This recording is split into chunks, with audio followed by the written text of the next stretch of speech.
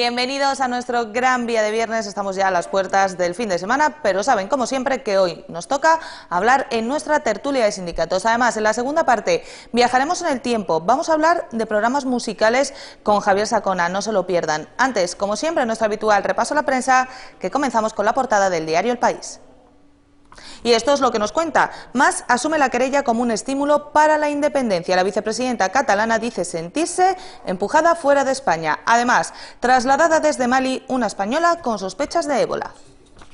Y de la portada del diario El País pasamos a la del Mundo, que en su primera nos cuenta lo siguiente: el 34% de los trabajadores españoles gana menos de 645 euros. Además, Íñigo Errejón incumplió su contrato al cobrar también de Podemos.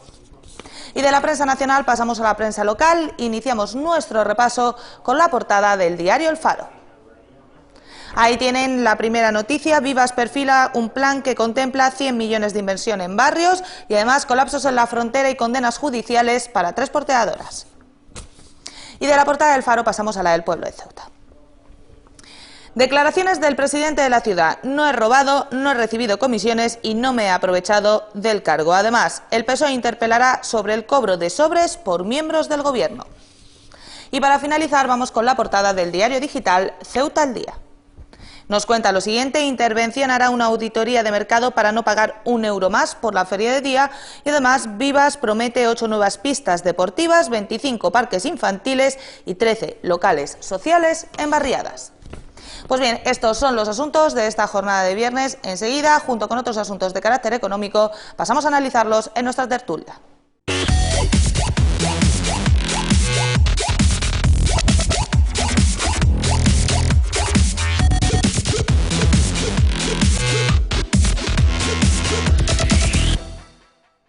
Ya estamos de vuelta aquí en Gran Vía. Les presento a quienes me acompañan hoy. Manuel Domínguez, bienvenido. Buenos días. Ricardo Martínez, bienvenido. Muy buenas. Con muchos asuntos sobre la mesa, tenemos algunas cuestiones previstas que han ido sucediendo a lo largo de la semana, pero sí me gustaría empezar hoy por el titular que nos cuenta el diario El Mundo, que es que el 34% de los trabajadores españoles gana menos de 645 euros, Ricardo. El 34%. Un tercio, pero bueno, eso viene un poquito de lo que venía ya el otro día a decir la Unión Europea referente a que se había castigado más a los temporales, que se les había recortado mucho más, tal. Pues un poco lo mismo. ¿Dónde se ha hecho más daño? Pues en los salarios, y se ha puesto los salarios más bajos que han podido. Son los mini jobs alemanes. O sea, si teníamos los 1000 euristas, ahora tenemos los 600 euristas.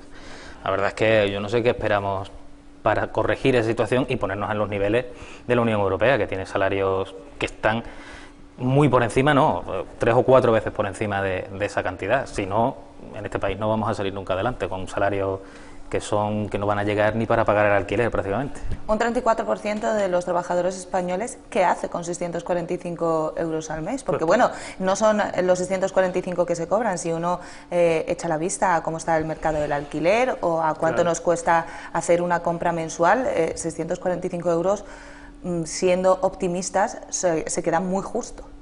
Bastante justo. Y eso siendo optimistas. Lo que les queda es pasar hambre, es decir, esa es la realidad. De ahí el enfrentamiento que está habiendo, por ejemplo, en la ciudad de Madrid entre Cáritas y la propia Iglesia, de la que recibe la subvención. Si te cuento los últimos datos, son escalofriantes. Estamos hablando que está dando 1 millón de menús al día. 1 millón de menús al día, porque claro, ya no solo acuden los de la Madrid capital, acuden de provincias de cualquier manera porque tienen que darle de comer a sus hijos. Es decir, esto es galopante, la progresión es aritmética, en el sentido de que yo no sé dónde vamos a poder llegar. Hay familias que no pueden encender la luz, bueno, que ya le han cortado la luz de su casa y las neveras no funcionan, ni los niños tienen luz para poder estudiar, tienen que llevarlos a los colegios para que sigan estudiando con la luz del colegio, porque claro, si tú en tu casa no tienes luz, por lo menos el niño que haga los deberes en el colegio. Las bibliotecas están intentando en muchos pueblos ampliar los plazos de apertura y de cierre, porque claro, los niños tienen que estudiar. Imagínate una familia sin calefacción en pleno Madrid, con el frío que hace, o en Sevilla, o en Granada, ¿no? Yo creo que estamos llegando a unos niveles de pobreza extremadamente anormales para el tiempo y el mundo en que nos ha tocado vivir, ¿no?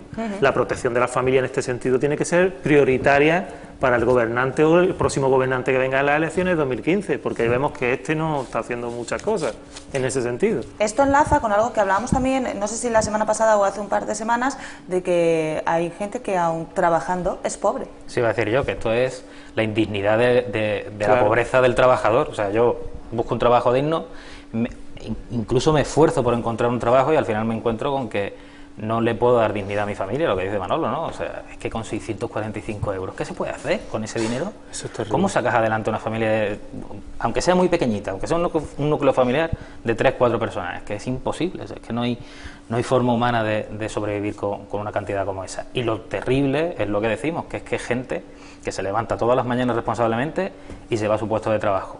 Lo hace con toda su buena intención, el trabajar, y sin embargo se encuentra con esto. De verdad que... Esto enlaza, además, con otra cuestión. Una noticia que, si recuerdan, comentábamos esta semana en la tertulia y que nos decía que España es el país con menos jóvenes del mundo, con menos personas hasta los 24 años, junto con Japón y con Eslovenia. Claro, evidentemente, una pareja que subsiste con 645 euros, no creo que esté en su planteamiento más inmediato formar una familia, Manolo. Claro, es que la perspectiva económica te hace delimitar muchos aspectos. Es decir, delimita el aspecto desde el punto de vista familiar y desde el punto de vista del consumo, que es el motor de la economía.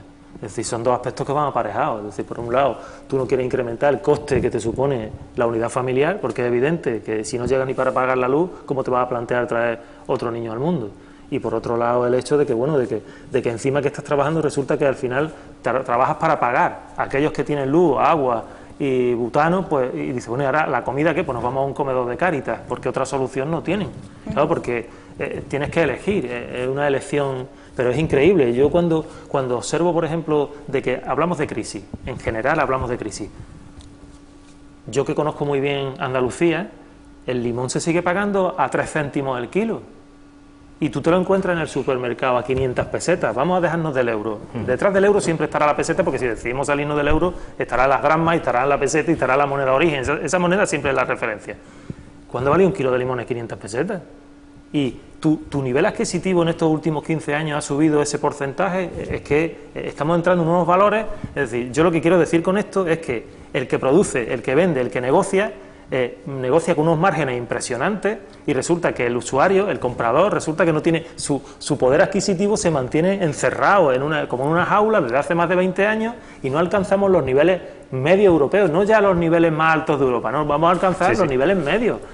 Una familia, sinceramente, pensad, una familia de 4 miembros, en el mundo en que nos ha tocado vivir, ¿qué menos que 2.000 euros para vivir, como está el coste de la vida, para sobrevivir, porque tampoco puedo hacer muchas con 2.000 euros, realmente. Tampoco puede llegar un verano y decir me voy de vacaciones y me gasto 15.000 euros, porque su poder adquisitivo es cero.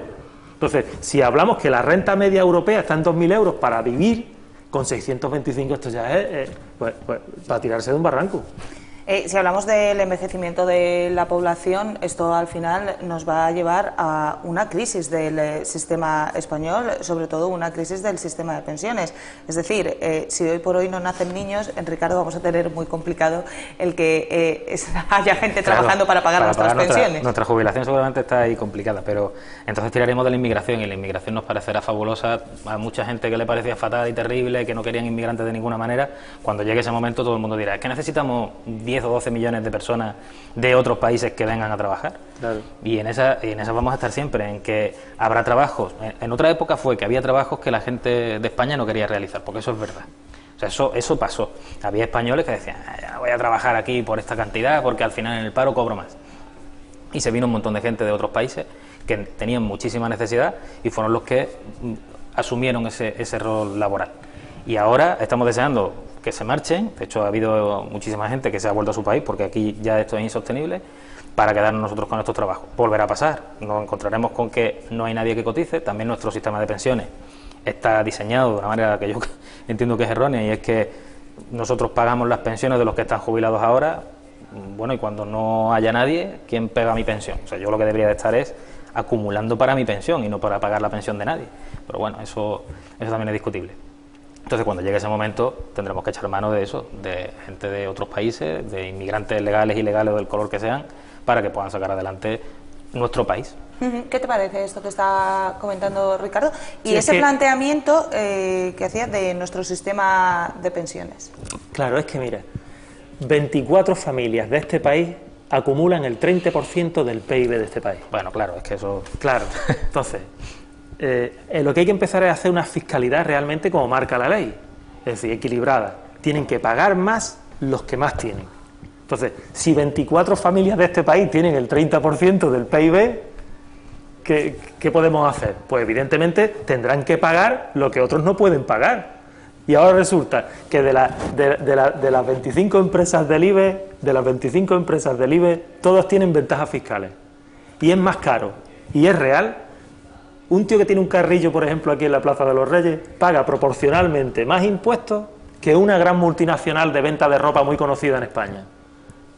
Desde el punto de vista fiscal, ¿eso es aceptable? ¿Eso es moralmente aceptable? No es moralmente aceptable, porque usted tiene 60.000 trabajadores, tiene un inmovilizado en las principales ciudades de España y su presión fiscal es mínima respecto al trabajador que se levanta todas las mañanas en la Plaza de los Reyes y con eso subsiste una familia. El que él paga. O sea, claro, el que él porque paga. ese sí el que paga. paga tiene que pagar más impuestos de los que paga él. Claro, Sí. es decir, la presión fiscal en este país está ejercida en la banda media de esa población que no llega a los 4.000 euros, desde 0 hasta 4.000 euros está la presión fiscal, y las grandes empresas, realmente la fiscalidad, pues ya estamos viendo, por ejemplo, el tema de Luxemburgo, que muchas empresas multinacionales están asentados allí, no solo las empresas, diputados haciendo planes de pensiones en Luxemburgo, es decir, estamos hablando de que realmente nuestro problema es más importante que el europeo porque los niveles de poder adquisitivo de los países del norte de Europa no tienen nada que ver con los del sur.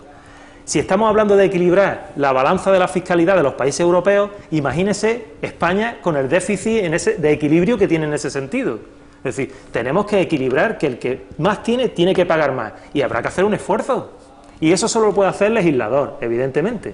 ¿Y tú crees, evidentemente, que la reforma fiscal que ha planteado el Congreso no va por esa línea, ¿no, Manolo? Mira, en el año 86 nosotros organizamos, un grupo de estudiantes de la Facultad de Derecho, organizamos un sindicato que fue mayoritario en toda Andalucía, que se llamaba ARU, para reivindicar las propuestas que había en ese momento. Y había dos temas encima de la mesa que nos parecían muy importantes, que era la reforma de los delitos económicos, es decir, cuando un partido político se subvenciona ilegalmente, ¿por qué no consta en el Código Penal como delito? Eso lo pedíamos ya en el año 86. Erais unos visionarios, ¿eh? Sí, en el año 80, porque ya sabíamos lo que había, porque ya veníamos de largo. Pero si es que desde los 80 se está haciendo todo eso. Claro, Pero entonces, en el año 86 ya pedimos una reforma de los delitos económicos. Es decir, un tío que se lleva de una empresa 2.000 millones no puede estar paseándose en la calle, y un tío que roba una gallina se pasa 5 años. Y otra reforma que nos parecía muy importante, porque en ese momento se estaba elaborando la ley de armonización de las comunidades autónomas, para que no hubiera desajuste, era fundamentalmente la reforma fiscal.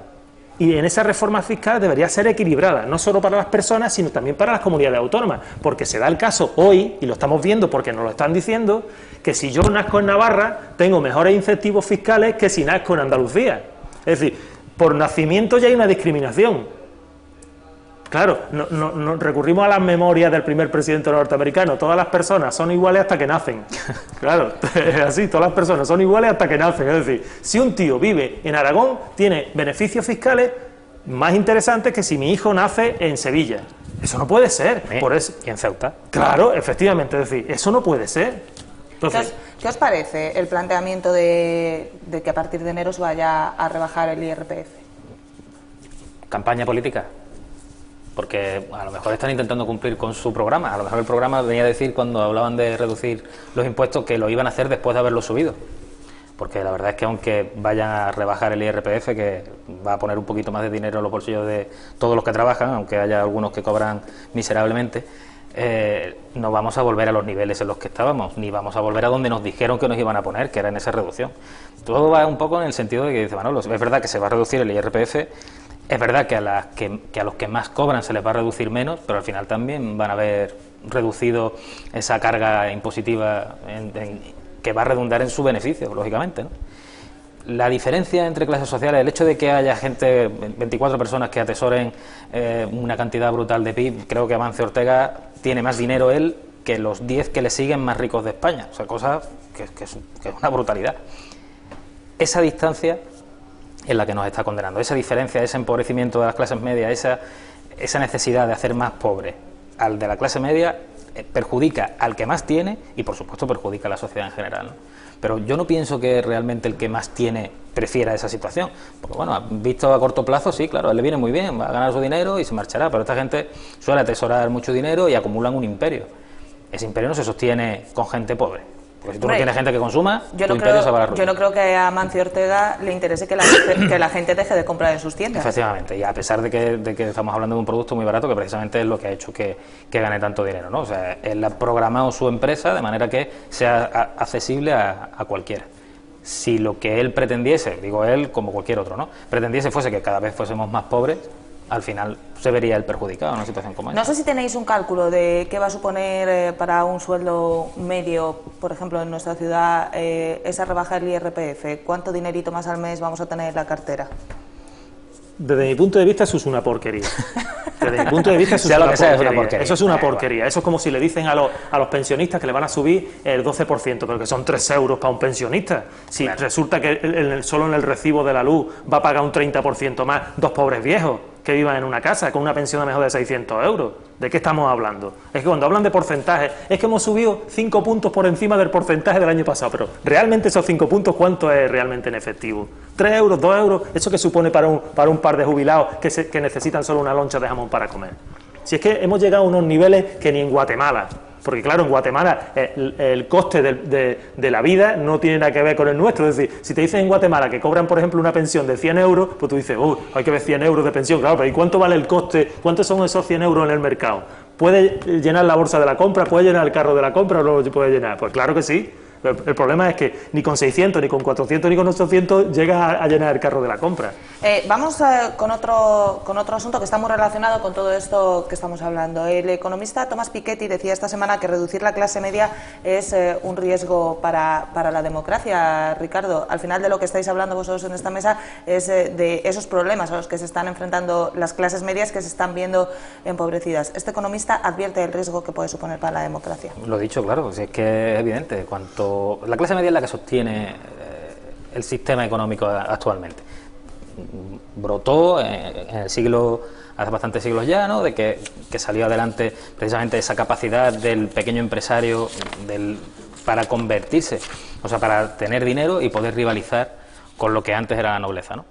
Si eso desaparece, pues volveremos a caer en ese tipo de situaciones en las que al final seremos todos pobres y lo que estaremos siempre deseando es que haya un cacique que sea el que medio nos gobierne, como ha pasado ya en muchos países, porque hay países en los que se da esa situación, ¿no?, tanto para la derecha como para la izquierda. Yo ya no voy a hablar de ideologías porque igual de malas son unas que otras. La historia nos ha demostrado que en cuanto a la clase media se la empobrece, al final acaban teniendo lugar todo este tipo de complicaciones sociales que conducen pues a un totalitarismo y a ese tipo de situaciones que ninguno deseamos.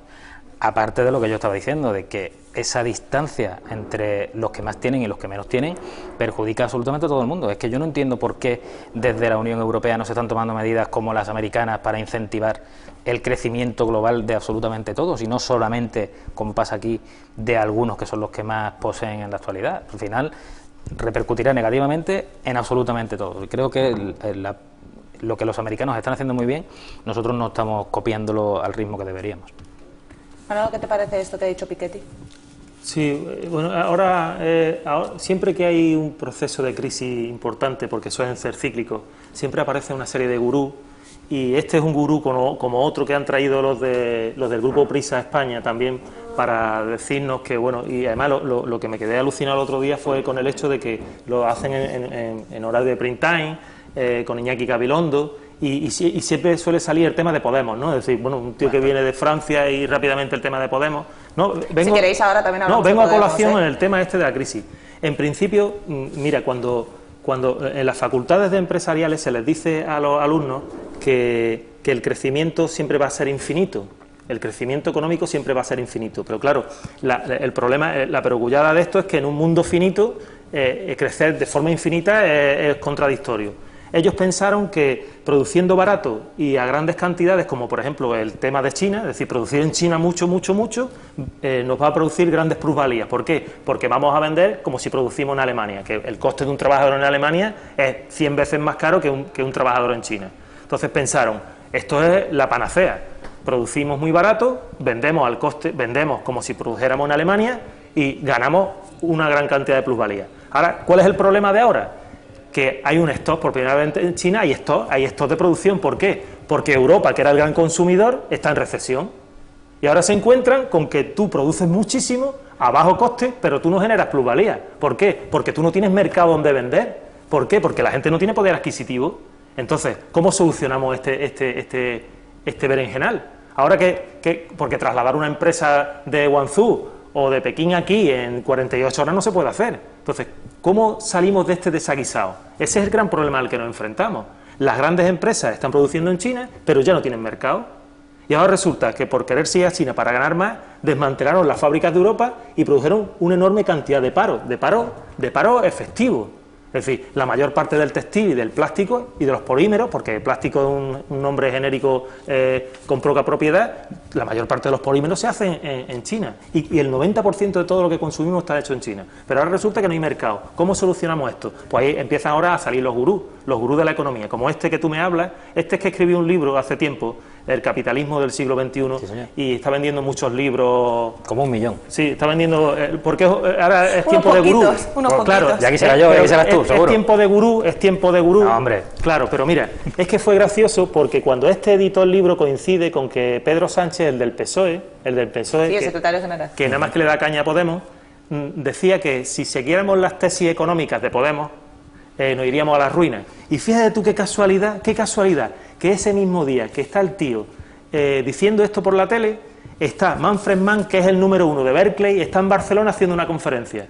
Y qué casualidad que me pasan la conversación de Manfred Mann, que es el número 1 de Berkeley, universidad norteamericana, que nutre de licenciados en económicas y ciencias empresariales a los principales centros financieros del mundo. O sea, el número 1 de Berkeley está en Barcelona. Este dice que las tesis de Podemos son, bueno, que eso nos llevarían a la ruina, y este tío dice en Barcelona, es que esto no tiene desperdicio. Dice, si vosotros hubierais hecho lo mismo que los de Islandia, fíjate lo que les dice al del gobierno de España, se habría resuelto el problema. Dice, pero surgen conceptos como que es demasiado grande para que caiga, es demasiado poderoso para ir a la cárcel. Todo este tipo de conceptos, demasiado grande para fracasar. Dice, todos estos conceptos estúpidos. Si tú quieres ser delincuente impune, tienes que ser lo más grande posible. Pero anda a robar una gallina porque tienes hambre y te pasas 5 años en la cárcel. Eso es inaceptable desde el punto de vista moral. Dice, es un peligro para la sociedad. Estos monstruos están ahí más gordos que antes. En medio de la crisis, la plata para salvarlos se la repartieron con bonos multimillonarios cuando se jubilaron. Dice, el que menos se llevó 20 millones de dólares en el bolsillo por el trabajo realizado. Y dice, y los que perdieron la casa están ahí con la hipoteca que tienen que volver a pagar. Es decir, este que está diciendo lo que está diciendo, porque desde aquí es donde viene la crisis, desde el momento en que el gobierno hace suya la deuda de los bancos, porque con 200.000 millones de euros podríamos haber hecho que la crisis hubiera sido una crisis mucho más dulce para los ciudadanos. Lo estamos viendo. Faltan escuelas, faltan hospitales, faltan servicios públicos esenciales para la sociedad, en un estado de bienestar que habíamos creado todos. Y evidentemente una gran parte de ese dinero era fundamentalmente para financiar la pequeña y mediana empresa. Y eso hubiera hecho que la crisis no fuera tan grave como la española. Por eso dice este señor, que ha vendido muchos millones de libros, que nuestra crisis es única. Claro, porque no hemos tenido el apoyo financiero de un gobierno que hubiera estado ahí, pero claro, como este dinero se lo dieron a los bancos, pues resulta que nuestro saldo de caja es 0. De cada 100 euros ahora estamos pagando 98 de deuda, a consecuencia de las subvenciones a los bancos. ¿Tú crees que no habría que haber rescatado a los bancos, como apunta Por supuesto que no. Manolo? Ni rescatar a los bancos, ni perdonarle la deuda a las eléctricas de los 3.000 millones de euros brutales ni las carreteras, que andan por ahí perdidos, ni las carreteras, ni nada. Yo, para eso, lo he tenido siempre claro. Si tú inviertes y fracasas, asume el fracaso. Porque si inviertes y triunfas, el triunfo es tuyo. Lo que no puede ser es que el fracaso sea nuestro. O sea, al final el fracaso lo compartimos entre todos. Yo estoy completamente de acuerdo en que había que haber hecho, si no exactamente igual que Islandia, porque la crisis no era idéntica, sí muy parecido. Pero Islandia es un país muy pequeño, vive muy poca gente allí. Sí, ¿no? sí, pero el mecanismo debería haber sido el mismo. Primero, no aceptar que la deuda del banco sea de la gente, Porque nosotros no tenemos la culpa de que esos bancos hayan comprado, como decían, no, son bonos tóxicos, claro, son no sé qué. Es que de ese tipo de ingeniería económica la gente no tiene por qué saber absolutamente nada, claro, porque su dinero no tiene por qué ir ahí, porque ellos no han decidido con sus ahorros invertir ahí. Ha sido el Estado el que lo ha decidido por ellos. Pero los bancos son empresas, ¿no? Y al final buscan su beneficio. Y totalmente respetable, y nosotros, yo creo que cualquiera asume que cuando pone su dinero en un banco lo está haciendo a cambio de una contraprestación para ese banco. Es decir, yo pongo allí mi nómina o pongo allí mis ahorros, yo me beneficio y el banco se beneficia. Si el banco fracasa, fracasamos los dos. Fracasa el banco, fracaso yo que soy cliente. Pero lo que no puede ser es que tú, que no eres cliente de ese banco, acabes asumiendo esa deuda. Ni que yo acabe asumiéndola por encima de lo que decidí invertir en ese banco. Claro, que está pasando. Haciendo de abogado del diablo en toda esta situación, si no hubiéramos rescatado a los bancos, todos esos clientes de esos bancos hubieran perdido todo. Efectivamente. ¿Y qué hacemos con esa gente? Que lo pierde todo. Esa gente tendrá que ir a acreedores, es decir, esa gente ha puesto su dinero en una empresa que ha fracasado, y tendrán que asumir esa situación. Es que estamos hablando de que no dejamos que cayera no por esa gente, no dejamos que cayera porque ese parte del dinero que había prestado en este país, esos bancos, era dinero que le debía a otros bancos mucho más grandes, que están en Alemania, o que están en Francia, o que están en los Estados Unidos. Es que aquí el problema no fue salvar a la gente que tenía el dinero ahí, sino que fue salvar a la gente de los grandes bancos que nos había prestado el dinero a nosotros. Por eso no dejamos que cayera Bankia. Si tú mañana tienes unos ahorros, 10.000, 18.000, 50.000 euros, y decides invertirlos en una empresa, y esa empresa se va a pique, tu dinero se va a pique con la empresa. Otra cosa es que podamos entrar en si fue una estafa, si no lo fue, ahí está Finsa, ahí hay muchas situaciones, de hecho hay muchísimas empresas que ha sido un robo, que se ha llevado el dinero, no me acuerdo del nombre exactamente, pero creo que era también, por ejemplo, de gente de bolsa que ha estado robándole a la gente sus ahorros, pero eso ya son estafas. Yo lo que digo es que tú libremente decides apostar por una compañía, por una empresa, y si esa empresa se hunde, pues oye, no haber elegido a esa empresa para invertir. Seguramente esa empresa no se hundirá con tanta facilidad como ha pasado aquí, pues claro, si disparas con pólvora del rey, pues te puedes dedicar a repartir tarjetas black y cosas de esas, porque nos van a rescatar igual. Vamos a hacer una pequeña pausa porque son las 12, llega la hora de conocer las noticias de Ceuta, que nos las va a traer, como siempre, Nacho Gallego.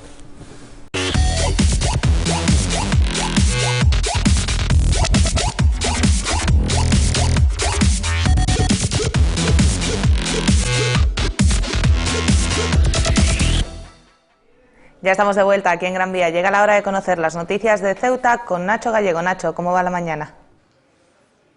Pues muy buenas, Laura. Hace apenas una hora el secretario de Política Económica del PSOE, José María Mas, ha desgranado su visión de los presupuestos de la ciudad. Unos presupuestos que, según él, son muy administrativos, dedican un 21% de los gastos a la banca, menos de un 10% a inversiones y un 85% de los ingresos a pagar deuda. Vean cómo resume Mas su impresión sobre estos presupuestos. Son unos presupuestos continuistas en el error, enfocados con una alta componente electoralista. No atiende la realidad económica de Ceuta, tiene mucho de expectativas y, digamos, por decirlo suavemente, demasiado optimista con la realidad que creemos que se va a presentar en el desarrollo de la previsión de ingresos y gastos. Por su parte, el portavoz socialista en la Asamblea, José Antonio Carracao, interpelará a Carreira en el Pleno sobre el cobro de sobres por miembros del Gobierno que él mismo anunció. 100 millones en equipamientos y servicios para las barriadas. Ese es el plan de inversiones del Gobierno para el año 2015. Un nuevo plan que centrará sus esfuerzos en las zonas más desfavorecidas y en la rehabilitación de edificios.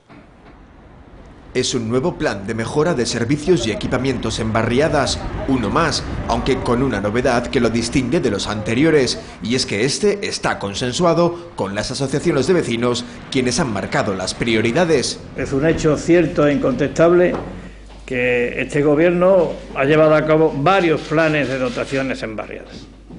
Y ahora se plantea uno nuevo que está dotado con 100,3 millones de euros. Urbanización, regeneración, equipamiento inmobiliario urbano son algunas de las áreas en las que se centrará este nuevo plan de barriadas que dedica casi la mitad de sus recursos a las áreas más degradadas. El otro pilar de este plan pasa por la rehabilitación de viviendas que absorberá más de 20 millones y afectará a casi 3.500 viviendas. A partir del ejercicio 2016, el plan contempla la rehabilitación de las viviendas de Alfau, Erquicia, Manzanera, Miramar Alto, Miramar Bajo, Pedro La Mata, San Amaro, San Daniel, Solís, Valera Baliño, Virgen de la Palma y Zurrón. Proyectos a los que se suman nuevos viales, nuevas plazas y equipamientos en marcha. La construcción de la Plaza de Nicaragua y el nuevo mercado de San José. El adecentamiento de la Plaza de Azcárate. El traslado del depósito de vehículos Sito en la barriada de Benzú. La reanudación y finalización de las obras de rehabilitación de la antigua estación del ferrocarril y el adecentamiento de las murallas meriníes. Y la desafectación del actual albergue de menores extranjeros no acompañados, Sito en Jadú, lo que permitirá, mediante la correspondiente adaptación, obras de adaptación, ubicar en el mismo a la nueva sede de la Jefatura Superior de la Policía Nacional. 100 millones de euros, a los que hay que sumar otros 85 millones presupuestados por el Estado para la carretera de la frontera, la mejora de las redes de saneamiento y abastecimiento del Príncipe o 500 nuevas viviendas protegidas. Pues estamos hablando de una expectativa razonable de inversión de 185 millones de euros. El candidato de Caballas a la presidencia de la ciudad autónoma será proclamado esta tarde en un acto que tendrá lugar a las 7:30 en el Polideportivo Díaz Flor. Es la culminación al proceso de primarias abiertas llevada a cabo por esta formación, por Caballas. Un censo de 1.400 ciudadanos, de los que unos 300 no pertenecen a Caballas o no tienen vinculación, se inscribieron en este proceso, siendo elegido el actual coordinador de Caballas, único candidato, Mohamed Ali. Tuvo el aval del 25% del censo. Caballas ha invitado a toda la ciudadanía a este acto. Y el partido Movimiento por la Dignidad y la Ciudadanía de Ceuta, liderado por Fátima Hamed, ha criticado que el gobierno de Juan Vivas ha criticado ahora la política chapucera de contratación y menciona el contrato de edición del Boletín Oficial de la ciudad. Afirma que desde hace más de 2 años la realización del boletín se lleva a cabo por la imprenta Olimpia y asegura que no hay ni contrato ni presupuesto. El proveedor realiza su trabajo y no puede cobrarlo porque no existe la documentación que lo respalde. Según Fátima Hamed, se le adeudan 72.000 euros y se supone que volverán al reconocimiento extrajudicial de deuda.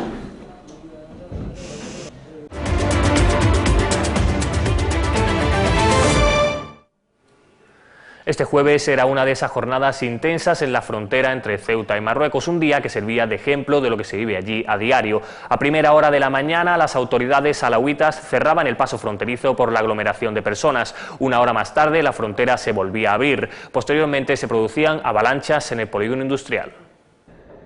Este jueves ha sido uno de esos días en los que la tensión se ha podido palpar de primera mano en la frontera entre Ceuta y Marruecos. De nuevo ha habido problemas por la acumulación de porteadores en el lado marroquí y las autoridades alawitas han decidido cerrar la frontera al menos durante una hora. Sobre las 10:30 todo volvía a la normalidad según delegación del gobierno, aunque el tránsito siguió de forma muy lenta. Por otro lado, en los polígonos se han producido diversas pequeñas avalanchas provocadas por los empujones, las prisas y la hostilidad que se acumulan en las inmediaciones del puente del Biut entre quienes tratan de transportar mercancía. Según estimaciones, en el polígono se acumulaban este jueves 8.000 porteadores que manejaban más de 10.000 bultos. Ante esta situación, el lógico descontrol termina imponiéndose a pesar de los esfuerzos tanto de la policía como de la empresa de seguridad contratada y acaban produciéndose enfrentamientos. De hecho, la policía ha tenido que intervenir varias veces. Se trata de una situación que viene sucediéndose desde hace mucho tiempo y para la que nadie parece encontrar una fórmula que calme los ánimos y rebaje tanto la tensión como los nervios que se concentran en la frontera con Marruecos. Y con esta información lo dejamos por el momento. Sigan ahora disfrutando de Gran Vía.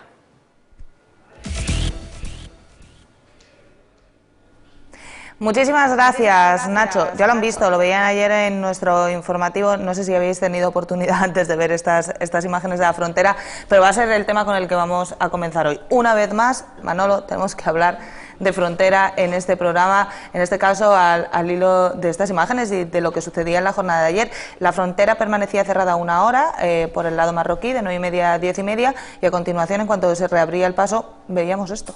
Sí, me recuerdan a las imágenes a Beirut en pleno centro de la guerra. Es decir, es que yo no tengo palabras para describir esto, lo hemos dicho muchas veces aquí. Yo creo que definitivamente nos tenemos que poner a la altura del mundo que nos toca vivir. Esa frontera tiene que ser comercial, sí o sí, lo antes posible, para evitar estas historias, porque la verdad es que desde el punto de vista no solo ya del contenido de lo que estamos hablando, sino de las imágenes, son inaceptables, desde mi punto de vista. ¿Ricardo? Es que es una vergüenza que nos veamos en una de estas. Es que no... Europa no debería de ser así, o por lo menos yo entiendo que Europa no debería de ser. Un país civilizado no debería encontrarse con situaciones como esta, pero es que tenemos una frontera tercermundista y la tenemos porque consentimos ambos países. Con la historia de que Marruecos no nos reconoce como España y toda la película esta fantástica que tienen, al final lo que se perjudica es a la gente, como siempre. Y lo que dice Manolo, esto tenía que ser una frontera comercial en condiciones y no encontrarnos con un montón de gente que van cargados como mulas, que yo creo que semejante situación, además por un pasillito estrecho donde no caben, que el control policial es súper complicado, que el control de la Guardia Civil es complicadísimo, que entra una brutalidad de gente al día, que además entran 3 y 4 veces los que tienen suerte, porque al final eso es dinero para ellos. ¿Hasta cuándo vamos a aguantar ese tipo de situaciones? Porque además habrá algunos, pero serán seguramente muy pocos los que se están beneficiando de que esta situación esté así. Seguro que si tuviéramos una frontera con un mejor acceso, con un mejor control, al final saldrían beneficiados todos los grandes comerciantes que son al final los que se están llevando el gato al agua con ese tipo de movimiento, ¿no? Con el movimiento de estas mercancías. Los que están en el polígono del Tarajal son los que se están enriqueciendo gracias a este fluir de gente, ¿no? Pues seguro que si hay una fluidez más clara y un control mayor sobre lo que pasa y lo que no, porque yo dudo mucho que la Fuerza y Cuerpo de Seguridad del Estado de esta ciudad tengan capacidad para controlar el 100% de las personas que entran y salen de nuestro país, porque al final es eso, y con lo que entran y con lo que salen. Yo dudo mucho que el control sea lo suficientemente eficaz, pero por falta de medios y por falta de control y de una frontera que esté en condiciones, que ya va siendo hora. Ese es uno de los asuntos habituales en este programa, todo lo que tiene que ver con la frontera, pero vamos ya con lo que es actualidad de esta semana en nuestra ciudad. Entre otras cuestiones, y por empezar con lo que tiene que ver con los presupuestos, ya han visto que el PSOE los ha criticado mucho durante esta mañana. Lo que sí anunciaba el portavoz del Gobierno y consejero de Hacienda es que va a haber 5 plazas para policía local, Manolo. Después de mucho tiempo sin que se convoquen plazas ni para policía ni para nada. Vamos, esto es demencial, de verdad. Porque si no cubrimos ni siquiera la tasa de reposición, 5 plazas difícilmente van a cubrir las necesidades que tenemos los ciudadanos que pagamos los impuestos. Es decir, aquí el problema es de toma y daca. Es decir, seguimos pagando impuestos, pagamos más impuestos y seguimos recibiendo los servicios africanos. Es decir, ¿cuándo va a terminar esta historia? Es decir, acabamos de escuchar que se van a gastar 185 millones de euros, pero ¿alguien ha pensado cuántos son 185 millones de euros en poner 4 parquecitos con las necesidades que tiene la ciudad? Esta ciudad tiene necesidad de primeros servicios, de escuelas, institutos, centros de salud, que están abarrotados los centros de salud y los viejos me los tienen ahí a las 7 de la mañana para poder coger un número. Un pobre anciano con 90 años tiene que estar ahí a las 7 de la mañana para poder coger un número con el frío que hace y las lluvias que caen, para coger un pobre número para que le atiendan. Es decir, este es el problema que siempre se ha planteado de la disgregación del poder, la autonomía, la local, el central. Aquí hay que tener una hoja de ruta de prioridades que tiene la ciudad. Y la ciudad ahora no tiene prioridad de tener un parque infantil, que sí lo tendrá cuando hay otras prioridades que creo que son más importantes. Una pista deportiva. Pues, imagina tú la importancia de eso a los centros de salud. Es que el problema es que aquí faltan centros de salud. Es que hace 20 años que no se hace una inversión en condiciones. Faltan escuelas, faltan institutos, faltan centros de salud, faltan tantas cosas en esta ciudad. Falta hasta meter la basura debajo de las aceras, que ya está bien de tener los contenedores, que hay ciudades, muchísimas ciudades, que eso ya, ni ese tema ni se plantea, el tener la basura ya en el subsuelo. Vamos a arreglar lo que hay que arreglar, vamos a dejarnos de historias, porque esos 185 millones de euros, que son más de 30.000 millones de pesetas, eso se le da a un contratista y te hacen 19 kilómetros cuadrados una ciudad nueva, con iglesia, estadio de fútbol y hasta te hace una plaza de toros. Entonces, ese dinero pues se volverá a tirar y dentro de 20 años o 15, si estamos vivos, volveremos a hablar de los mismos problemas, de la frontera, de que faltan centros, y entonces no salimos nunca del problema base, que es la necesidad de los ciudadanos. Que los ciudadanos tienen necesidades y esas necesidades son básicas y hay que cubrirlas. Y no un parquecito, una flor y una cerita, más césped y menos cemento, hombre, que es más barato el césped. Ricardo, primero, lo de las plazas de la policía local, las 5 plazas, y luego todo esto que estaba comentando Manolo sobre esa noticia que hemos visto de las inversiones en Ceuta. Con lo de las 5 plazas de la policía, a mí personalmente me choca porque tuvimos una mesa general de negociación en la que tratamos los presupuestos y preguntamos expresamente sobre las ofertas de empleo público para el próximo año, y la administración dijo que bueno, que no sabía, que a ver cómo quedaba, sobre todo a ver cómo se cerraban los presupuestos a nivel general, porque son los que nos copan un poco con respecto a lo que podemos sacar y lo que no. Y me llama la atención que el consejero saliera a anunciarlo sin negociación previa con las organizaciones sindicales. No sé si es que esto ya es una política que suele suceder en Ceuta, que es la política de hechos consumados. Ya lo he dicho, ya lo hago y ya está. O quizá nos llevemos la sorpresa, que ojalá que sí, nos encontremos con una oferta de empleo un poquito mayor y no sean solo 5 plazas de policía, sino que sea algo más, incluso de algún otro cuerpo, ¿no? Que eso ya lo veremos. En cualquier caso hacen falta porque se están jubilando, lo que tú dices, no se cubre la tasa de reposición al 100% nunca. Llevamos, pues son 4 o 5 años sin ofertas de empleo. También es verdad que un motor de la empleabilidad en Ceuta, por suerte o por desgracia, es la administración, y si eso está cerrado a cal y canto como ha estado todos estos años, también está perjudicando al paro en nuestra ciudad. Y también hay muchísima gente que tiene legítimas aspiraciones porque tiene ilusión y porque lleva preparándose mucho tiempo para una oposición de estas características, y le va a venir muy bien un poquito, ¿no? una burbuja de aire para que sigan animados, ¿no? Eso por un lado. Por otro lado, lo que tú decías, lo que pasa es que las inversiones a nivel sanitario son estatales, no son locales.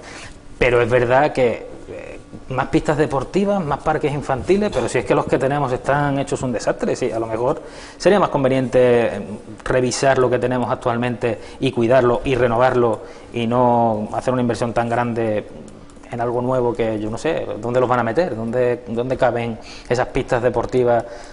Yo pienso que es verdad que hace falta inversión, pero hace falta inversión que genere economía en la ciudad, y eso no lo va a generar. Pistas deportivas, ¿qué economía genera? Sí, hay mucha afición al deporte en Ceuta, pero seguramente ya esté más que cubierta con la cantidad de pabellones, de polideportivos que hay, de las pistas de la Marina.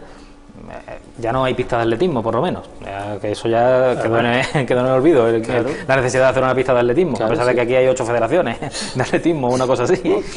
Ese tipo de cosas al final pues te causan risa, ¿no? Dices, bueno, risa por no llorar, porque es una triste guasa que nos encontremos en una ciudad con tantísimo paro, con tantísima miseria, con tanta gente al borde de la pobreza, y de lo que nos preocupemos sea, ¿no?, vamos a hacer 8 pistas deportivas. Bueno, estupendo. Es que siempre existe la posibilidad jurídica de la donación, es decir, eso es así y siempre se ha hecho toda la vida. En épocas anteriores, cuando una administración, sea la local, tenía superávit, pues hacía, por ejemplo, un colegio, lo daba el Ministerio de Educación. En aquella época se llamaba Ministerio de Educación y Ciencia. Ya tiene el Ministerio de Educación y Ciencia un colegio, ahora usted ponga el personal. Usted no tiene dinero para hacer colegios, yo lo hago y usted ponga el personal. Que eso es otra, a ver si vamos a liarnos ahora a construir hospitales y colegios y no vamos a tener gente para llenarlos. No, pero bueno, que te quiero decir que no es una forma de tirar el dinero de esta manera, porque esto dentro de 2 años estamos igual. Esto dentro de 2 años igual. Las pistas están hechas una porquería, los parques una porquería, y 180 millones de euros pues tirados a la papelera. Y ahora ya sí, vamos a hablar del que sin duda ha sido el tema de la semana. Ya saben que el ex diputado ya y ex viceconsejero Rachid Ahmed anunciaba su marcha al Grupo Popular. A partir de ahora será diputado no adscrito, y todo esto, bueno, pues ha generado una serie de declaraciones a 3 bandas, incluso lo hemos explicado a lo largo de estos días en esta mesa. Primero teníamos las declaraciones del señor Rachid Ahmed, en las que acusaba al gobierno de supuesta corrupción, que luego ha dicho que no era económica sino ética y moral.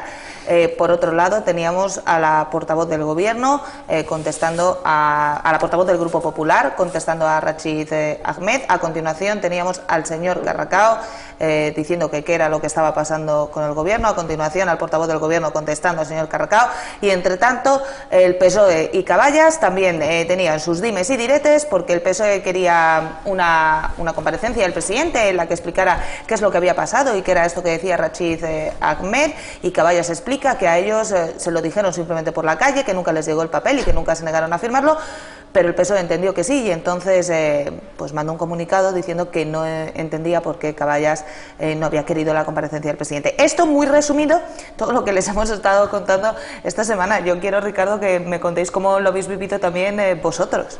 ya como ciudadanos, porque esto nos toca a todos. El tema de la corrupción a nivel nacional, el tema de si los sobres, si no los sobres, si la corrupción moral, si la corrupción ética, todo ese rollo, ya está bien. O sea, yo voy a pedirle a todos los políticos de esta ciudad, sobre todo porque serán los que nos ven, ¿no?, pero también al hilo del país, por si alguno se entera, que ya está bien, que se dediquen a trabajar, que se dediquen a hacer política, que para eso están. Y los que tengan pruebas de que alguien ha hecho algo que no debe hacer, que se vayan directamente al juzgado y lo denuncien. Este rollo de no, de usted es un corrupto porque usted ha cobrado y ahora salimos otra vez y mañana otra vez y todos los días en los medios de comunicación, en el que sea, en la televisión, en la radio, porque yo no dije aquello, usted dijo más, usted ha robado más, su partido ha robado más. Pues ya no nos importa ninguno, vale, ya está, que lo pongan en manos de los jueces de una puñetera vez y que se dejen de rollo. Es que, ¿dónde está la política? ¿Dónde está en esta ciudad? En que me he ido, que soy el viceconsejero, que también considero que irte de una organización, de la que sea, es completamente legítimo. Tú entras en desacuerdo con los mecanismos internos de la organización y tienes todo el derecho a largarte en cualquier momento, pero irte despotricando, sin pruebas. O sea, no, tú vete directamente al juzgado, pero vete directamente a los jueces y pon la denuncia donde tengas que ponerla.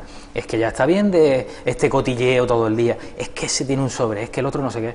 Vamos a tener un poquito más de vergüenza porque nos están tomando por tontos, están desviando la atención. Al final esto se convierte en que salgamos a la calle, que cada uno hable de mire lo que ha dicho el viceconsejero que se ha ido, que si aquel no sé qué, que si el otro. Los comentarios en algunos medios de comunicación, digo los foros y tal, son brutales, hablando de cosas personales. Me parece que entramos en una dinámica que es poco saludable para la democracia y que al final no se centra en lo importante, y es que nuestros políticos, ¿qué están haciendo? ¿Qué está haciendo la oposición? ¿La oposición qué hace? Hoy por lo menos se han dedicado a decir que bueno, que con respecto a los presupuestos, que no están de acuerdo porque les gusta más, les gusta menos. Eso es política. Todo lo demás es chismorreo. Eso es, bueno, a presa del corazón si quieren, pero que se lo estén tomando tan a pecho, ¿no? Porque yo me lo dijeron por la calle y no firmé el papel. Por favor, vamos a ser más serios, que no somos niños chicos. Manolo. Bueno, esto es como todo, ¿no? Es decir, es legal que se vaya, Claro. es legal, no es ningún tránsfuga. Tránsfuga es una alcaldesa, recuerdo, de Córdoba, que se fue de consejera de Obras Públicas del PSOE. Tránsfuga era uno de Izquierda Unida, que lo hicieron portavoz del PSOE en el Congreso de los Diputados. Esos son tránsfugas. La ley le ampara, el escaño es suyo, no es del partido. Artículo 6 de la Constitución y 67.2, sentencia cientos del Tribunal Constitucional, la primera en el año 83. Entonces, no hay nada que hablar. El tema es que cuando salta a los medios de comunicación, en el tema de la corrupción, etcétera, etcétera, yo creo que hay otros medios, es decir, tú te vas del partido y hay otros medios para encauzar estos temas y no enturbiar un poco la vida política de la ciudad, ¿no? Porque habrá políticos corruptos y habrá que no lo sean, y bueno, y dentro de ese ámbito yo creo que con la experiencia que él tiene también desde el punto de vista político puede obrar en consecuencia, es decir, me voy seriamente, da su rueda de prensa y ahí directamente a los tribunales, ¿no? Yo creo que es el método más adecuado desde mi punto de vista, ¿no? Pero además él se va despechado y se va enfadado y tal, vale. Pero ¿y los otros? ¿Y la oposición? Bueno. Diciendo, no, haga usted una comparecencia y hable del tema. Pues yo que tengo que hablar de ningún tema. De que no, es que se ha ido ya está. En eso estoy contigo en el sentido porque tenemos una oposición de salón. Es una oposición de salón, absurdo. toda la oposición de salón, porque desde mi punto de vista se cree que todos los ciudadanos ven el pleno municipal. Claro, a partir de ahí ya no hay oposición. Oye, nosotros lo emitimos, ¿eh? Sí, El que quiera puede verlo. Pero te quiero decir, Yo cuando puedo lo veo. esto es como los programas de los partidos. Hacen la encuesta y usted se ha leído el programa, yo he votado a X, he votado a Z, pero usted se ha leído el ¿Y qué programa. propone? Y pues ni Pues idea, no lo sé. ni idea. Bueno, con esto terminamos por hoy, pero como Ricardo ha mencionado a la prensa del corazón, yo llevo toda la mañana mirando las portadas del País y El Mundo y uno no sabe si está leyendo la portada del País y El Mundo o está leyendo la de El Ola y Lecturas, y les voy a explicar muy rápidamente por qué. Noticias del diario El País. La Catedral de Sevilla acoge la misa fúnebre para despedir a la duquesa de Alba. Fotografía del marido de la duquesa y de la hija de la duquesa de Alba, Eugenia Martínez de Irujo, llorando ante el fallecimiento de su madre. Pero es que la noticia que nos encontramos al lado es la siguiente. Pantoja ingresa en la cárcel sevillana de Alcalá de Guadaira. Eso en el diario El País, pero nos vamos a ir al diario El Mundo y su apertura es esta última noticia que les estaba contando. Isabel Pantoja ingresa en prisión. No se queda ahí el diario El Mundo, que a continuación nos cuenta: así será la vida de la cantante en prisión. Y el siguiente artículo que nos encontramos es un triángulo de amor, despecho y bolsas de basura.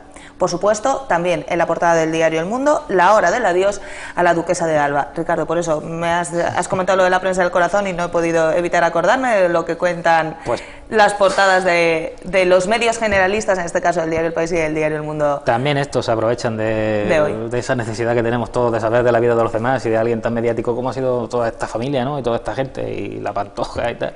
En vez de hablar de los problemas que realmente tiene el país, pues vamos a hablar un rato de esto. Es como si mañana ganamos otra vez la Copa de Europa. Pues nada, todas las portadas con Casillas. En el fondo, todos tenemos una maruja dentro. Claro, si es que España es así. Pero el tema es más profundo. El tema, desde mi punto de vista, el tema es más profundo. Es más serio y más profundo desde el punto de vista de que, claro, evidentemente los periódicos están en manos de las grandes corporaciones. La cortina de humo. La cortina de humo, porque la noticia realmente esta mañana, según todos los medios, lo que pasa que yo es que veo iniciativa.org, que es donde acuden los profesionales de los periódicos a poner lo que no les permiten publicar.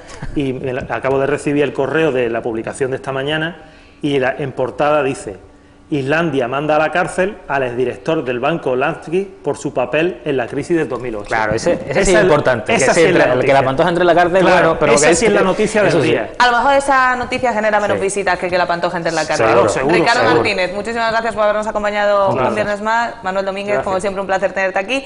Nosotros hacemos una pequeña pausa y enseguida estamos de vuelta para viajar en el tiempo con Javier Sacona.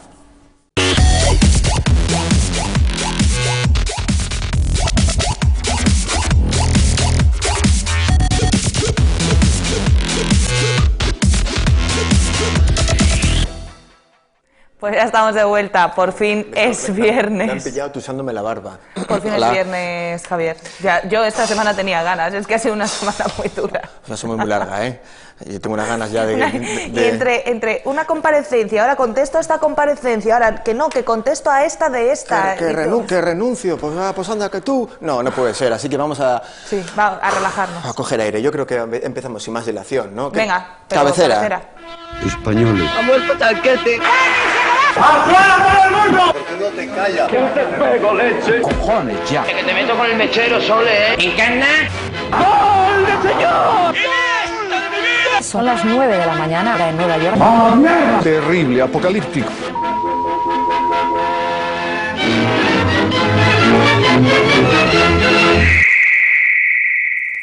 ¿A dónde viajamos hoy, Javier? Pues vamos a viajar al pasado, como viajamos siempre, porque vamos a hacer un repaso a los programas musicales. Dirán, ¿qué es eso? Porque ya no hay de esas cosas, programas musicales. No, tal y como nosotros los conocimos, no los hay. Nos quedan los conciertos de Radio 3, que son a las 3 de la mañana, en sí, la 2. ¿Tú sabes que se ha puesto muy de moda ahora? A las tantas de la mañana, sí, a las 3, conciertos. las 4, las 5, en todas las cadenas. Y luego, pongas la que pongas. Y luego también tenemos cosas como Mira quién baila, Karaoke, Killer Karaoke... Tu cara me suena. Tu cara me suena, no. Lo que vamos a hablar nosotros es de programas de música en los que había músicos, esa gente que toca instrumentos musicales, no sé si les recuerdan, que salían a tocar en directo. Sí, amigos, en directo. Bueno, todos los programas en directo no, porque este primero inauguró en España, estrenó en España una técnica novedosa que se llamaba playback. Hablamos de escala en IFI. No, tranquilos, no vamos a poner un concierto de esos de las federaciones de vecinos. Hablamos del auténtico programa Escala en IFI, año 1961. Alta fidelidad. Mochi y Escala en alta fidelidad con ustedes.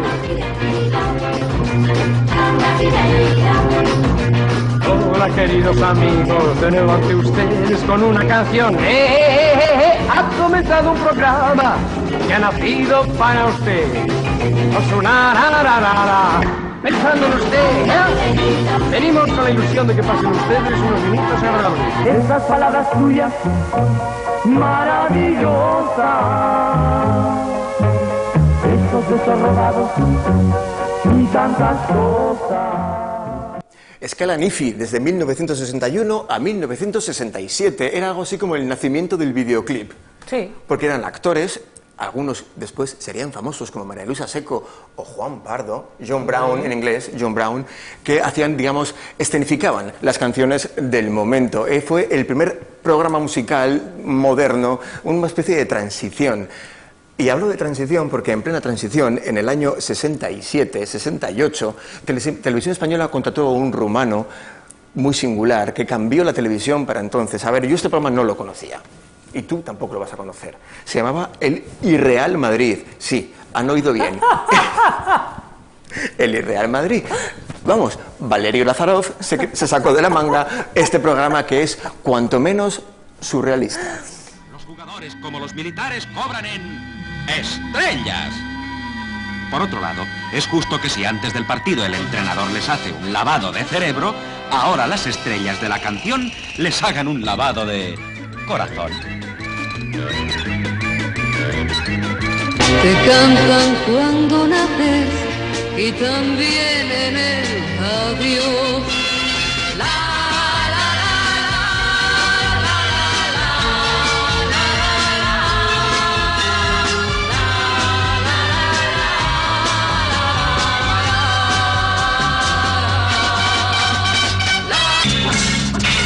You took away the sunshine, brought the darkness over me.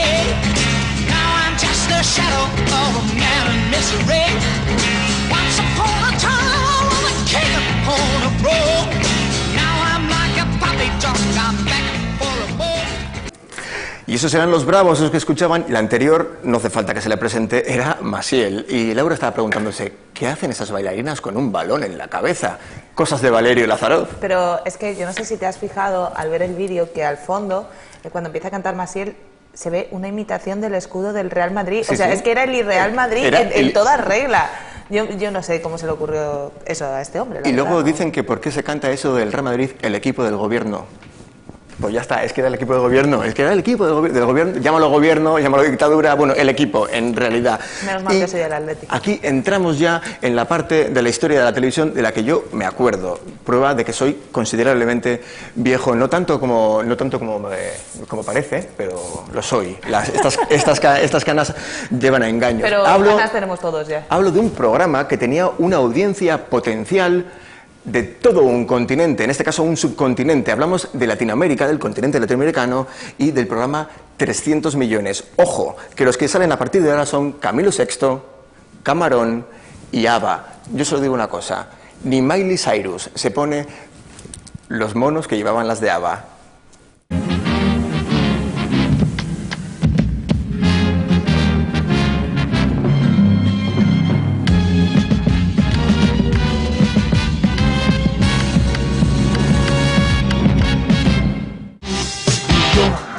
Somos cielo, tú y yo, amor, un infierno, tú y yo, amor, somos juntos vida. Volando voy, volando vengo, volando voy, volando vengo, por el camino, yo me entretengo, por el camino, yo me entretengo.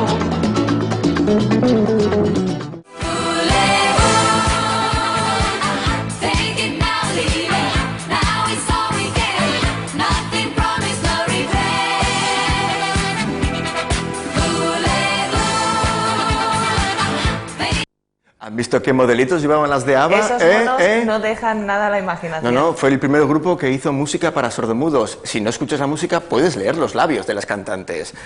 Así es la vida. Y ya estamos entrando en el final de los 70 y principios de los 80.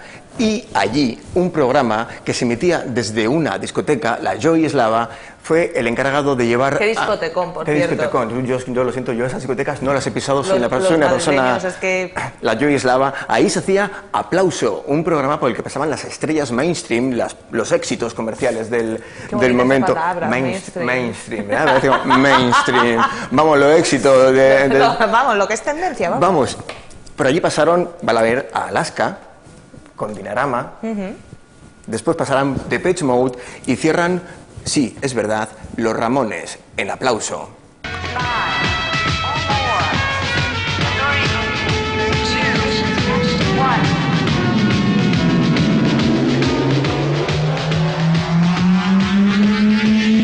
Hola, buenas tardes. Aquí en el escenario de la discoteca Joy Slava empieza hoy nuestra videorevista Aplauso. Bailando, me paso el día bailando y los vecinos mientras tanto no paran de molestar. Bebiendo, me paso el día bebiendo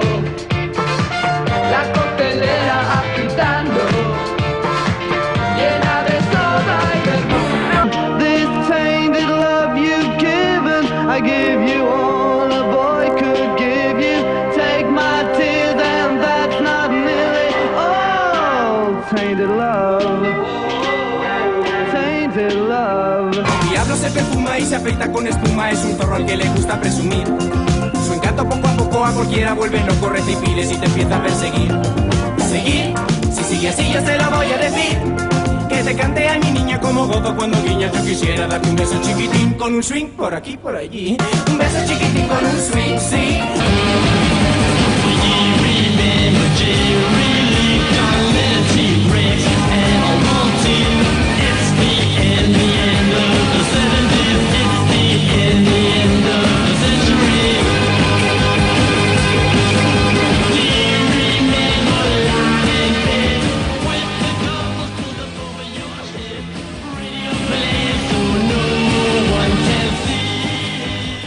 Si ustedes pudieran ver a la parte de nuestro equipo que no está aquí, a este lado de la cámara, bailando al otro lado, incluso cantando, incluso haciendo gestos, Pero sentirían pánico.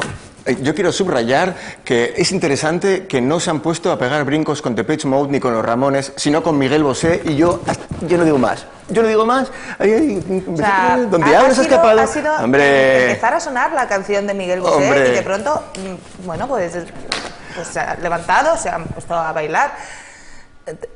Patidifusa, estudiantes. Sí, este es el poder de la música, amigos. Y esto era Aplauso, un programa, como decíamos, mainstream. Vamos a decirlo otra vez. Mainstream, dedicado a los éxitos, los grandes éxitos del momento. Ya lo han visto, los Ramones, Miguel Bosé. Pero había otra serie de programas que se dedicaban, en la 2, claro, en la UHF. En la UHF.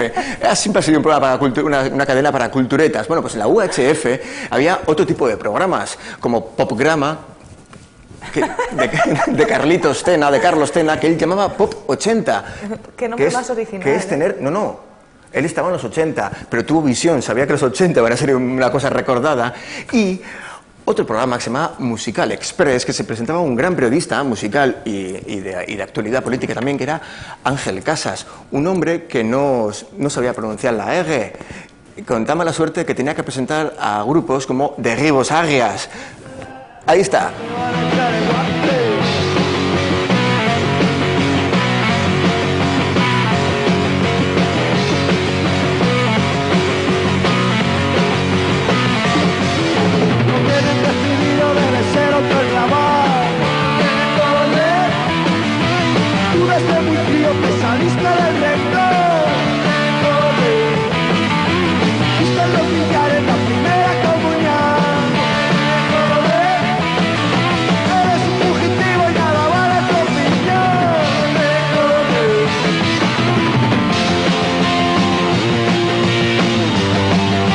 Debes haber visto a Poch, el cantante de Derribos Arias, y después a Leño, pero cosas de la realización. No pasa nada, porque si esto les ha parecido moderno, porque salían grupos que no salían habitualmente en la televisión, van a flipar con el programa que le encargó Televisión Española a un tal Pedro Olea, que era director de cine, y a Iván Zulueta, otro joven y prometedor director de cine, que llamaron a José María Íñigo, sí, el de los bigotes, el de Directísimo, el de Uri Geller, que doblaba cucharas, para hacer un programa de música.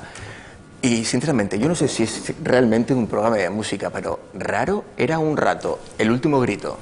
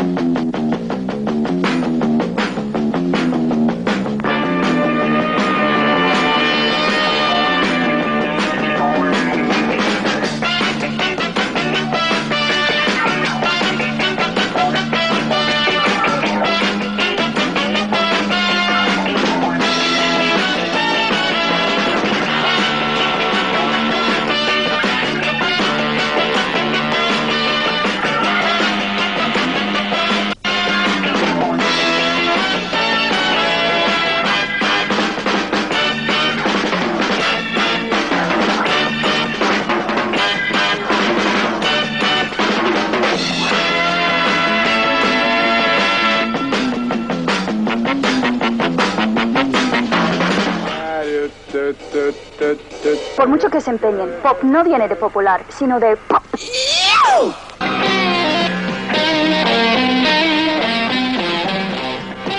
Los Guess Who son un grupo norteamericano que ha estado en la lista de los éxitos de Estados Unidos con una canción que es precisamente la que hoy vamos a escuchar y ver, titulada Laughing. En España el disco salió a la venta hace aproximadamente 7 u 8 semanas, pero ha pasado totalmente inadvertido. El número es una canción realmente interesante, muy pegadiza, titulada Laughing, riéndose.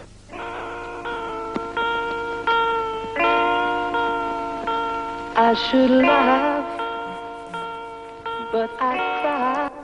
Eran los hipsters de Televisión Española de la época. Ese hombre, José María Íñigo, con su bigotón. Fue joven. Fue joven, sí, haciendo de disquero, que era, como se decía en español, disjockey o pinchadiscos. El disquero es una palabra que se sigue utilizando en Latinoamérica. Una compañía discográfica es una disquera. Lo que pasa es que nuestro español ha ido perdiendo, Me gusta, perdiendo quilates. O sea, tiene mucho más glamour decir DJ que decir disquero, por favor. Ya, pero en la Real Academia de la Lengua les da un escalofrío cada vez que alguien dice DJ.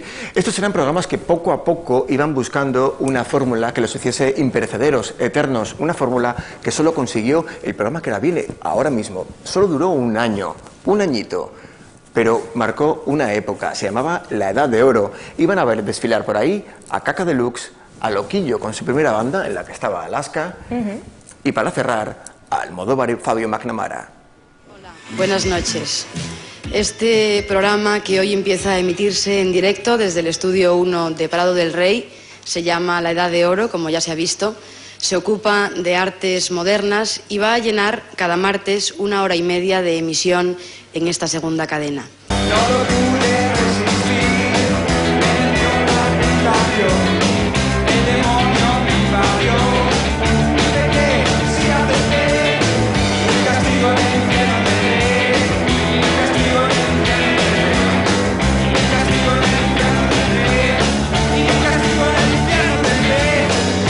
Loquillo, ¿con cuántas bandas has tocado tú hasta ahora? Pues en un montón. ¿Y has encontrado ya tu banda? ¿Los Trogloditas son tu banda? Eso nunca se puede decir porque la vida es muy larga. Pero está muy bien esta banda, sí, es estupenda.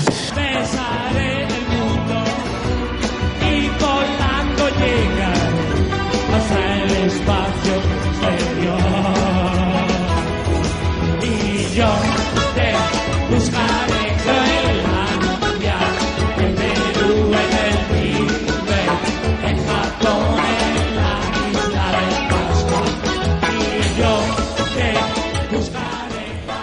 Ahí tienen a Almodóvar cuando aún no se imaginaba que algún día iba a ganar un Oscar y se va a convertir casi en una marca en sí mismo. Pero ya Almodóvar. llevaba chuleta, ¿te has dado cuenta? Ya llevaba chuleta, sí, ya llevaba chuleta. Ya debía ser que no se sabía muy bien la canción. No, no se sabía la canción.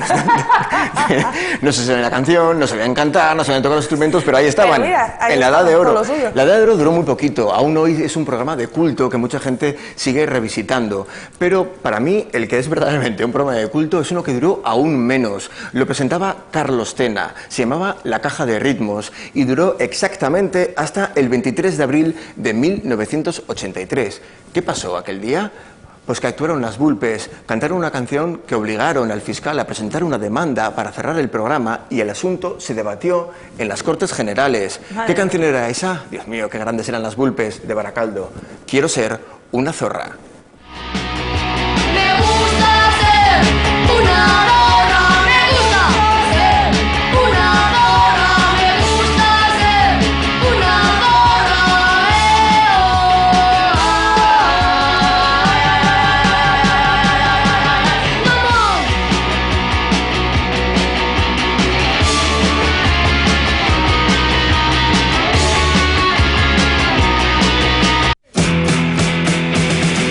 Desde pequeño siempre he llevado el misterio abanderado, el día más señalado, a cumplir como soldado, al sentirme enamorado, he llevado abanderado, pero siempre he sentido un picor que me hace metido, que se me pica un huevo, no sé qué voy a hacer, no sé qué puedo hacer, que se me pica un huevo, no sé qué voy a hacer, no sé qué puedo hacer. Ahí tenían a Germán Copini y Sinesto Total, que son los que cerraban, estuvieron también en el programa aquel de La Caja de Ritmos. Han visto que en serio se tomaban el playback, ¿no? Sí, sí. Estaba muy en serio el playback.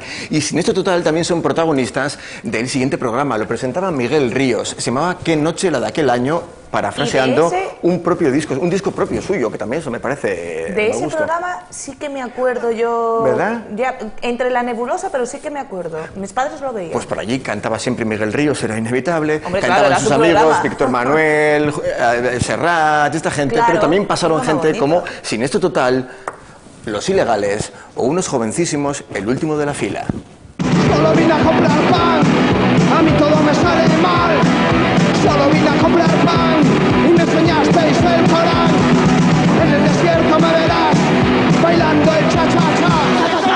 Soy enemigo de Alá, no me gusta la rumba ni el jazz. Ayatola, ayatola,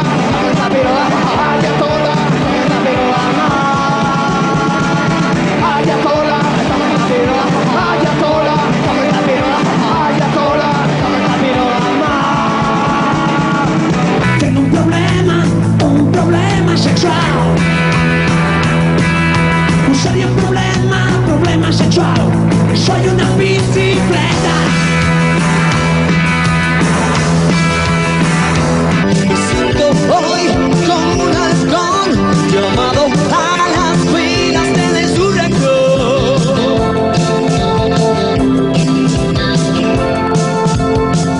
¿Dónde estabas entonces cuando tanto te necesité? ¿Dónde estabas entonces cuando tanto te necesité? ¿Qué pantalones llevaba Manolo García, eh? Aquí. Unas cintas. Le quitó los pantalones a Julián Muñoz, claro, directamente. de la camisa ni hablamos, ¿no? De la camisa no hace falta hablemos. ¿Por qué se compró la camisa con crecederas? Es otro misterio, pero bueno. Yo quería subrayar una cosa. Es Televisión Española y salen dos grupos en el que uno dice Ayatola, no me toques la pirola, y el otro, tengo un problema sexual, soy una bicicleta. ¿Qué estaba pasando? Pues que eran los 80 y la gente estaba muy devorada. Y acabaron los 80 y aquí viene el que es mi programa fetiche. No es muy conocido, pero de repente descubrí en la UHF, en la 2, en la segunda cadena, ha tenido tantos nombres, en la 2, vamos, descubrí Plastic, un programa hecho en Barcelona en el que sonaban grupos que también sonaban en mi radiocassette. Por cierto, la primera parte está en catalán porque el programa también se hacía para la Televisión Española en Cataluña y ese tipo del flequillo rizado con gafas es un tal Tinet Rovira. ¿Quién es Tinet Rovira? El responsable de cosas como Gran Hermano, Crónicas Marcianas. Ya en aquel entonces empezaban a mandar señales de que la televisión podía cambiar. Se llamaba Plastic. Y vamos a ver por aquí una entrevista muda con Rosendo, una de las primeras actuaciones de Barricada en televisión y el estreno y debut de Roberto Iniesta y Extremo Duro con túnica y corona de espinas cantando en Plastic.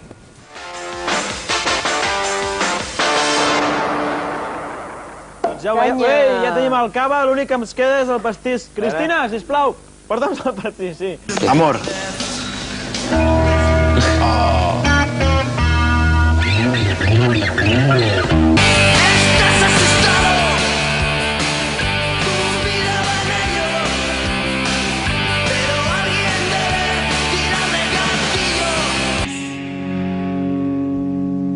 Nací un buen día, mi madre no era virgen, no vino el rey, tampoco me importó. Hago milagros, convierto el agua en vino, me resucito si me hago un canuquito. Soy Evaristo, el rey de la baraja, vivo entre rejas, antes era chapista. Los mercaderes ocuparon mi templo y me aplicaron ley antiterrorista. ¿Cuánto más necesito para ser Dios? ¿Cuánto más necesito convencer? Qué grande Robin Iniesta con esa túnica de Mesías y ese heavy con tricornio, que es una imagen un poco siniestra, pero ahí está. Ya tenía la misma pinta que ahora, solo que unos cuantos años antes. Menos. Tenía mejor cara. Pero no mucho mejor. No mucho mejor, eso es cierto. Bueno, y hasta aquí este repaso a los programas musicales de los inicios de la televisión en democracia. Si se han quedado con ganas, recuerden que la gran mayoría, por no decir todos, están disponibles en la web de Televisión Española, que si tienen un rato nostálgico y quieren echarse unas lagrimillas, pues siempre es una opción. Yo voy a decir lo que he echado de menos.